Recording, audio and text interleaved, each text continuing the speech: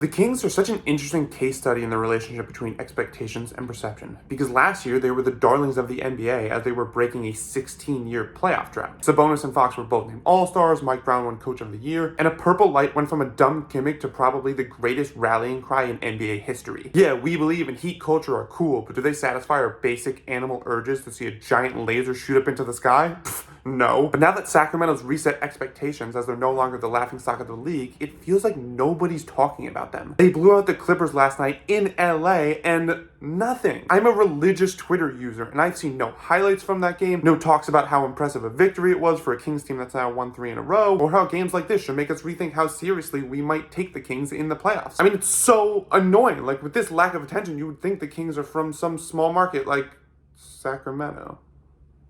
The absence of attention isn't just happening on a game-to-game basis either. Neither Fox or Sabonis were named All-Stars this year despite improved numbers, while the Kings have a top 5 record in the West. I honestly don't even know if they light the beam anymore. Feels like Joel Embiid's playoff runs have had longer shelf lives. Those clips of the beam used to be plastered all over social media when it was new and exciting. But now it's the norm, and when things become the norm, they grow stale. And when things grow stale, we naturally gravitate to the new and shiny thing, and the cycle repeats itself. It happened to New Orleans, it happened to Cleveland, it'll probably happen to OKC when they suffer consecutive second-round exits, SGA's free throw attempts go down in the playoffs, and everyone starts calling him a foul-baiting fraud. I'm not saying this as some passionate plea to put more respect on Sacramento's name, because I ultimately get why things are the way they are. Especially when you factor in that while the Kings are one of the better teams in the league, they're still a notch below the true contenders. So there is this element of sort of not really knowing what to say about them until they raise the bar even higher.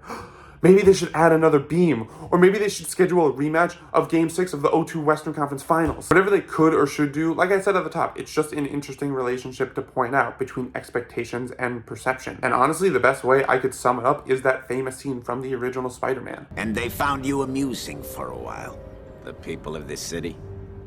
But the one thing they love more than a hero is to see a hero fail, fall, die trying.